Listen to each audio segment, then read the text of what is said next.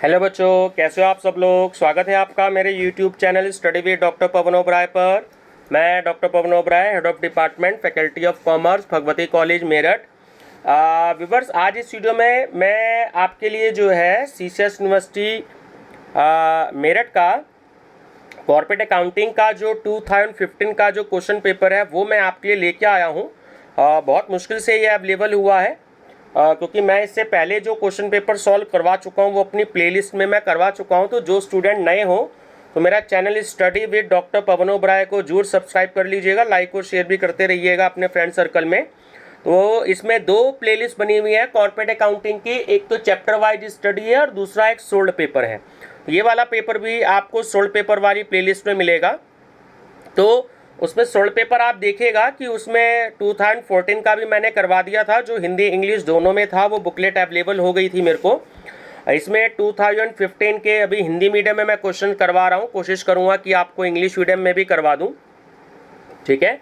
और 2016 से लेकर के 20 तक के जो क्वेश्चन पेपर्स हैं सीसीएस यूनिवर्सिटी मेरठ के कॉर्पोरेट अकाउंटिंग के, वो मैं अपनी प्लेलिस्ट में हिंदी इंग्लिश दोनों मीडियम में करवा चुका हूँ। जैसी बुकलेट आपको मिलती है वैसी ही मैं करवा चुका हूँ। तो आप सभी स्टूडेंट्स जो हैं मेरी प्लेलिस्ट जरूर विजिट करिएगा, और उसमें आपको ऑडिटिंग के, प्रिंसिपल्स ऑफ मार्केटिंग के, कॉर्पोरेट अकाउंटिंग के, तो वो क्वेश्चन पेपर मैं आपको अवेलेबल करवा चुका हूँ, ठीक है। चलिए बच्चों, डिस्कस करते हैं सीसीएस यूनिवर्सिटी मेरठ का कॉर्पोरेट अकाउंटिंग का 2015 का क्वेश्चन पेपर, ठीक है। इतने सारे क्वेश्चंस आपके लिए हो जाएंगे तो बहुत आपको इनसे हेल्प मिलेगी।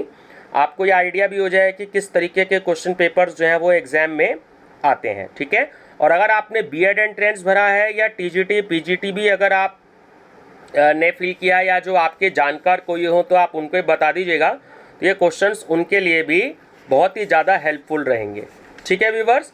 चलिए डिस्कस करते हैं। क्वेश्चन 1 है कि सहायक कंपनी के अल्पमतधारी अधिकारी हैं, तो वो पूंजीगत तथा आयगत दोनों लाभों के होते हैं। सुरेश ने एक मशीन 90,000 में खरीदी, जिसके लिए उसने 100 रुपये प्रति अंश की दर से अंश 10% की छूट पर यानी डिस्काउंट पर इशू किए, तो कितने अंश प्रतिफल के रूप में दिए होंगे। तो ऑप्शन सी 1,000। अकाउंटिंग स्टैंडर्ड 14 के अनुसार क्रय प्रतिफल में भुगतान सम्मिलित होगा जो देय है, किसको, अंशधारियों को, ठीक है। चलिए क्वेश्चन नंबर 4, मिस्टर रमेश जो कि 100 रुपये वाले प्रति अंश की दर से 5,000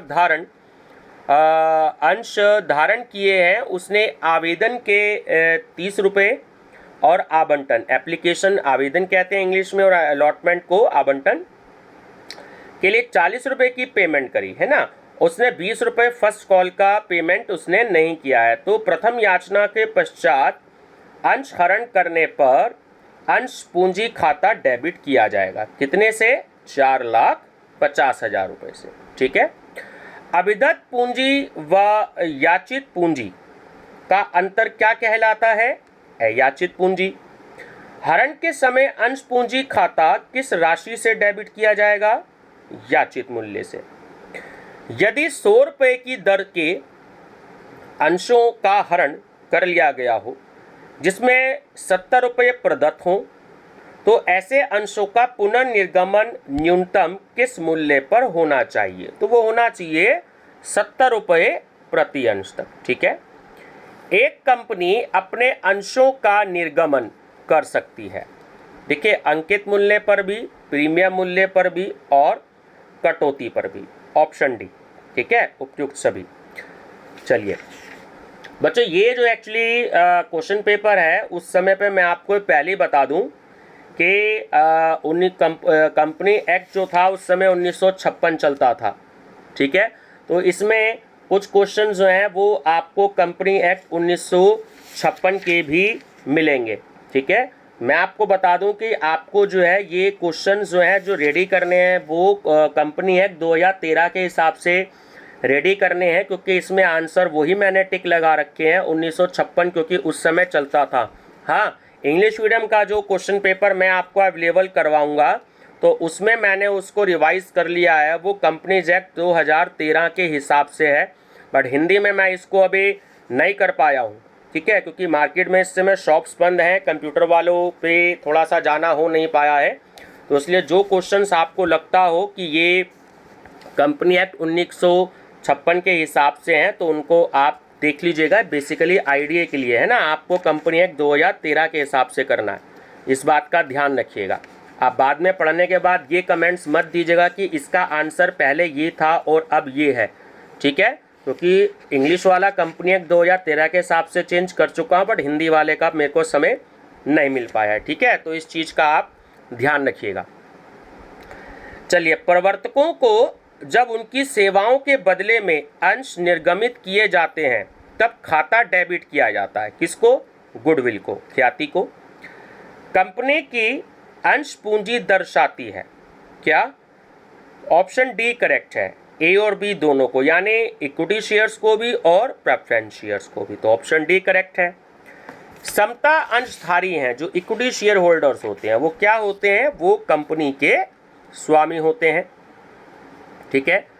सारणी ए के अनुसार याचना की बकाया राशि पर ब्याज लगाया जाता है, कितना? 5%, ठीक है। अंश जब्त किए जा सकते हैं, ऑप्शन ए, याचना राशि का भुगतान न करने पर। संचालकों द्वारा वास्तविक याचना से पूर्व अंशधारियों से प्राप्त अग्रिम राशि, तो ऑप्शन बी करेक्ट है कि अग्रिम याचना खाते में क्रेडिट की जाती है, ठीक है। जब अंशों के पुनर्निर्गमन के पश्चात अंश जब्त खाते के शेष को हस्तांतरित किया जाता है, ठीक है, किसमें? पूंजी संचय खाते में, ठीक। अंश हरण खाते के शेष को आर्थिक चिट्ठे की मद में दिखाया जाता है, क्या दिखाया जाता है? शेयर कैपिटल अकाउंट, अंश पूंजी खाता। अभिदत्त पूंजी व याचित पूंजी के बीच के अंतर को जाना जाता है अयाचित पूंजी। यदि 20 रुपए के अंश में 16 रुपए याचित है और 12 रुपए प्रदत्त है तो हरण किया जाता है, किस राशि से अंश पूंजी खाता डेबिट किया जाएगा? तो वो किया जाएगा 16 रुपए से, ठीक है। यदि 10 रुपए वाला एक अंश 12 रुपए पर निर्गमित किया जाता है जिस पर पूर्ण राशि याचित की गई, और 8 रुपए, ये जो मिसिंग है ये 8 रुपए है, ठीक है, प्रीमियम सहित प्राप्त किए गए, तो इस अंश के हरण करने पर किस राशि से अंश पूंजी खाता डेबिट होना चाहिए? 10 रुपए से। ऋण पत्र जो सुपुर्दगी मात्र से हस्तांतरित हो जाते हैं कहलाते हैं वाहक ऋण पत्र, है ना। ऋण पत्रधारी कहलाते हैं कंपनी के ऋणदाता। ऋण पत्रों पर छूट का निर्गमन है तो वो है आपका अमूर्त संपत्तियां। एक्स कंपनी लिमिटेड 28,80,000 रुपये की संपत्तियां जो है वो क्रय करी उसने, कंपनी ने। इसने 100 रुपये प्रति ऋण वाले ऋण पत्रों को 4% छूट पर क्रय प्रतिफल में निर्गमित किया। विक्रेताओं को निर्गमित ऋण पत्रों की संख्या है तो वो होगी 30,000 रुपये, ठीक है। नेक्स्ट है 24, क्रय प्रतिफल पर शुद्ध संपत्तियों का आधिक्य, आधिक्य को इंग्लिश में सरप्लस बोलते हैं या एक्सेस बोलते हैं, व्यवसाय को क्रय करते समय क्रेडिट किया जाता है विक्रेता के खाते में, ठीक है। ऋण पत्र शोधन प्रीमियम खाता है, वो है व्यय। कंपनी ने 4,50,000 रुपये की संपत्ति क्रय करने के बदले 4,25,000 रुपये के ऋण पत्र निर्गमित किए। 25,000 रुपये को क्या माना जाएगा? तो उसे माना जाएगा कैपिटल रिजर्व, ठीक है, पूंजी संचय। कंपनी ने 1,000 रुपये का ऋण पत्र 980 रुपये में खरीदा तो 20 रुपये का अंतर माना जाएगा, तो वो माना जाएगा गुडविल, देखिए जब डिवेंचर जो है वो कब में अगर जो है परचेज किया जाता है तो जो डिफरेंस होता है उसे हम गुडविल कहते हैं, ठीक है। निम्न में से कौन सी मद लाभ हानि नियोजन खाते में दिखाई जाती है? सामान्य संचय में किया गया अंशदान। आयकर का अग्रिम भुगतान दिखाया जाता है, ये कई बार क्वेश्चन आ चुका है, तो ये बैलेंस शीट के एसेट साइड में दिखाया जाता है, ध्यान रखिएगा। एडवांस जो इनकम टैक्स होता है वो बैलेंस शीट के एसेट साइड में दिखाया जाता है, ठीक है, ध्यान रखेंगे। कंपनी क्षतिपूर्ति कोष है, तो ये एक आयोजन होता है। भविष्य निधि है, वो भी एक प्रावधान होता है। जब दो या दो से अधिक कंपनियां एक सा व्यापार कर रही हो, एक साथ मिलती हैं और एक नई कंपनी बनाकर कार्य करती हैं, तो इस मिलन को कहा जाता है एकीकरण, एमैल्गमेशन। एकीकरण का मुख्य उद्देश्य है प्रतिस्पर्धा को समाप्त करना। एक कंपनी का समापन होना और इसे ऐसी दूसरी कंपनी को बेचना, ठीक है, जिसका निर्माण इसे क्रय करने के लिए ही किया गया हो, कहलाता है बाह्य पुनर्निर्माण, इंटरनल रिकंस्ट्रक्शन। फिर से पढ़ रहा हूं, क्वेश्चन बहुत इंपॉर्टेंट है।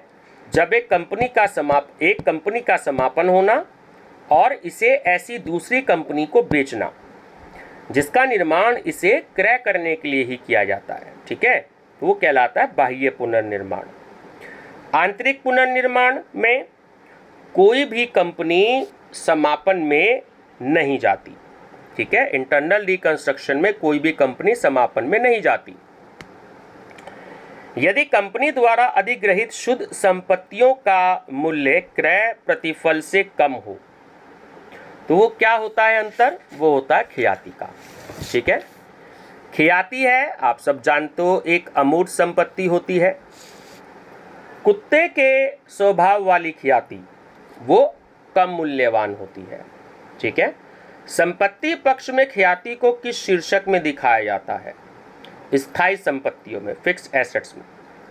एक व्यवसाय की ख्याति का मूल्यांकन पिछले वर्षों के औसत लाभ के 3 वर्षों के क्रय के बराबर मूल्यांकित करना है। पिछले 3 वर्षों के लाभ 50,000, 60,000 और 70,000 है, ठीक है। इस प्रकार की ख्याति का मूल्यांकन होगा। कितना होगा? 3 वर्षों के कह रहा है आपसे, ठीक है ना। 3 वर्षों के औसत लाभ में 3 वर्षों के क्रय के बराबर, तो 1,80,000 हो जाएगा। अंशों के मूल्यांकन की कितनी विधियां हैं? 3 विधियां हैं। अंशों का आंतरिक मूल्य निर्धारित हो सकता है किसके द्वारा? नेट एसेट्स मेथड के द्वारा, शुद्ध संपत्ति विधि के द्वारा। अंकित मूल्य की तुलना में अंशों का मूल्यांकन सामान्यतः होता है, अधिक होता है। अंशों का मूल्यांकन अनिवार्य है, किस पर? एकीकरण पर। विनियोक्ता के दृष्टिकोण से अंशों के मूल्यांकन की श्रेष्ठ विधि है कौन सी? आय मूल्य विधि। ICAI द्वारा निर्गमित लेखांकन प्रमाप AS 14 के अनुसार एकीकरण के लिए लेखांकन निम्न तिथि या इसके बाद प्रभावी हुआ। 1 अप्रैल 1995। ये बहुत इंपॉर्टेंट क्वेश्चन है, ठीक है। 1 अप्रैल 1995 एकीकरण के लिए, ठीक है। यदि समापन व्यय हस्तांतरी द्वारा वहन किए जाते हैं तो हस्तांतरी कंपनी डेबिट करती है क्या? ख्याति खाता, गुडविल अकाउंट। अकाउंटिंग स्टैंडर्ड 14 के अनुसार क्रय प्रतिफल में किसे भुगतान की जाने वाली राशि सम्मिलित होती है? अंशधारकों को। क्रय प्रतिफल के निर्धारण की कितनी विधियां हैं? जो परचेज कंसिडरेशन के निर्धारण की कितनी विधियां हैं? तो वो है 2 विधियां। कंपनी के पुनर्निर्माण से आशय है, ठीक है, तो वो है कंपनी का आंतरिक परिवर्तन और कंपनी का बाह्य परिवर्तन। तो दोनों विधियां हैं। ऑप्शन डी करेक्ट है, ए और बी दोनों। कम पूंजी में कमी करने के लिए अनुमति आवश्यक है, कंपनी लॉ बोर्ड से। पूंजी कमी खाते का शेष हस्तांतरित किया जाता है, किसमें? पूंजी संचय में। सूत्रधारी कंपनी का आशय है, जो अन्य कंपनी के कम से कम 51% अंशों की धारक हो। ठीक है। कंपनी अधिनियम 1956 की निम्नलिखित धारा में सूत्रधारी कंपनी को परिभाषित किया गया। देखिए अब 2013 आएगा, है ना, तो उस समय पे था धारा 4 और सबसेक्शन 4। सहायक कंपनी का आशय है अन्य कंपनी इसके संचालक मंडल को नियंत्रित करती हो। ए लिमिटेड बी लिमिटेड के 55 प्रतिशत अंशों की धारक है, तो ए लिमिटेड क्या होगी? सूत्रधारी कंपनी। और अगर बी लिमिटेड के बारे में आपसे पूछा हो तो ऑप्शन डी करेक्ट होगा, वो सहायक कंपनी होगी। ठीक है। सूत्रधारी कंपनी पर धारा 212 के प्रावधान नहीं लागू होंगे, तो ऐसा उल्लेख है धारा 212 के सबसेक्शन 8 में। एक सहायक कंपनी की पूंजी और संचयों में सूत्रधारी कंपनी का हिस्सा 3,90,000 है तथा सहायक कंपनी के अंशों में विनियोग 4,20,000 है। तो यह अंतर कहलाएगा, गुडविल का। ठीक है, और 30,000 रुपये का। एक कंपनी एक सूत्रधारी कंपनी एवं एच कंपनी एक सूत्रधारी कंपनी और एस कंपनी एक सहायक कंपनी है। एस कंपनी के स्टॉक में 20,000 रुपये का ऐसा माल शामिल है जो एच कंपनी ने विक्रय मूल्य पर 10% लाभ उठाकर बेचा था, तो ना वसूल हुआ लाभ होगा कितना? 2,000 रुपये। ठीक है। अंशधारी प्राप्त करते हैं लाभांश। अंश आवंटन खाता है तो वो एक व्यक्तिगत खाता होता है। शेयर अलॉटमेंट अकाउंट जो होता है वो एक पर्सनल अकाउंट होता है। ठीक है। अंशों का अधिमूल्य निर्गमन है, तो वो क्या है? पूंजीगत प्राप्ति। अंशों का छूट पर निर्गमन है, पूंजीगत हानि। ध्यान रखना, अंशों का अगर अधिमूल्यन होता है, ठीक है, तो वो होता है पूंजीगत प्राप्ति, और अंशों का अगर छूट पर निर्गमन होता है तो वो पूंजीगत हानि होती है। जब अंशों को जब्त किया जाता है तो अंश पूंजी खाता डेबिट किया जाता है। किससे? याचित रकम से। अदत्त याचनाएं पूंजी में से घटाई जाती हैं। जब्त किए गए अंशों के पुनर्निर्गमन पर दी गई छूट को डेबिट किया जाता है। किसमें? अंशहरण खाता में। ठीक है, शेयर फॉरफिटेड अकाउंट। अंशों को जब्त किया जा सकता है कब? याचना राशि का भुगतान नहीं देने पर। 10,000 रुपये समता अंश प्रत्येक 10 रुपये के जनता को 2 रुपये प्रीमियम पर जारी किया, तो 12,000 अंशों के लिए आवेदन पत्र प्राप्त हुए। ठीक है, आवेदन प्राप्त हुए, तो प्रतिभूति प्रीमियम की राशि कितनी होगी? तो वो होगी 20,000 रुपये। एक कंपनी अपने अंशों का प्रीमियम पर भारतीय कंपनी अधिनियम 1956 की धारा की निम्न धारा के अंतर्गत जारी करती है, तो वो है 78। दायित्वों की कुल राशि में सम्मिलित की जाती है, वो होती है चुकता पूंजी। अंश पूंजी की वास्तविक राशि है, तो वो है चुकता पूंजी। अंश पूंजी का भाग जिसे केवल कंपनी के समापन पर मांगा जा सकता है वो कहा जाता है संचित पूंजी। समता पूंजी 45,000 रुपये, दायित्व 30,000 रुपये, वर्ष का लाभ 20,000 रुपये, तो कुल संपत्तियां कितनी हैं? ऐड कर दीजिए तीनों को, 45 और 30 75, 75 और 20 95। ठीक है, 95,000। समता अंशधारियों को अधिकार होता है किसका? वोट देने का, मत का। ठीक, वह अधिकतम राशि जिससे अधिक कंपनी को अपने अंशों के निर्गमन द्वारा कोष जुटाने की आज्ञा नहीं है, तो वो कहलाती है अधिकृत पूंजी, ऑथराइज्ड कैपिटल। सामान्यतः लाभांश दिया जाता है किस पर? चुकता पूंजी पर। ठीक है। अंशों के प्रीमियम की अधिकतम सीमा होती है। देखिए, कोई भी सीमा नहीं होती अंशों के प्रीमियम की। एक नई कंपनी अपने अंशों का निर्गमन नहीं कर सकती, किस पर? कटौती पर, डिस्काउंट पर। विशेष अनुमति को छोड़कर समता अंशों पर अधिकतम छूट स्वीकृत है 10%। ऋण पत्र भाग होता है किसका? ऋण का। ऋण पत्रों पर ब्याज होता है, देखिए वो एक निश्चित दर होती है, ठीक है। ऋण पत्रों का प्रतिफल होता है ब्याज।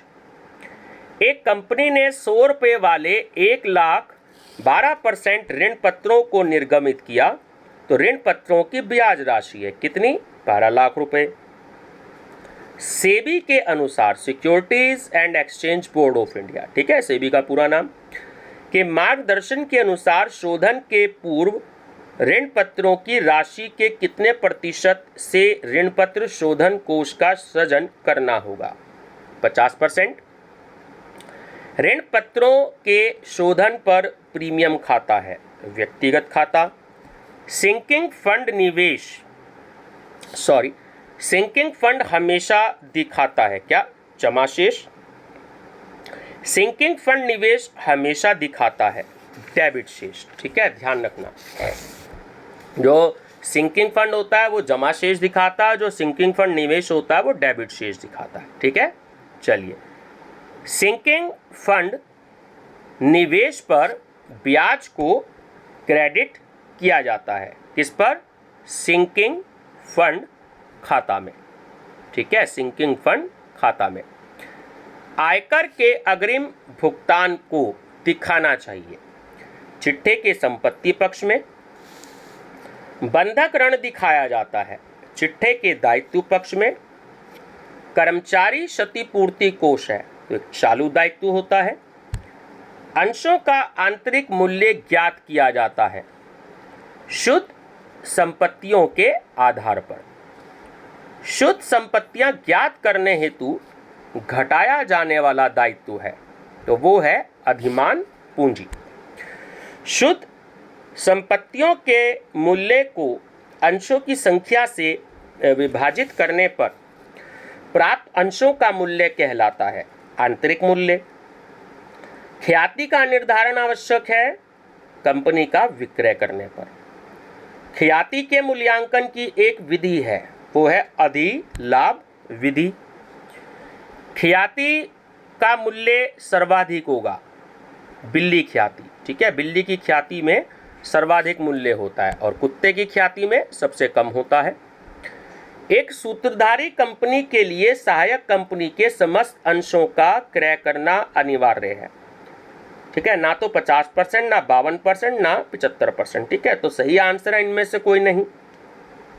समामेलित चिट्ठे में नहीं दर्शाया जाएगा जो अंतर कंपनी व्यवहार होता है, इंटर कंपनी ट्रांसैक्शन, तो वो कंसोलिडेटेड बैलेंस शीट में शो नहीं किया जा सकता, ठीक है।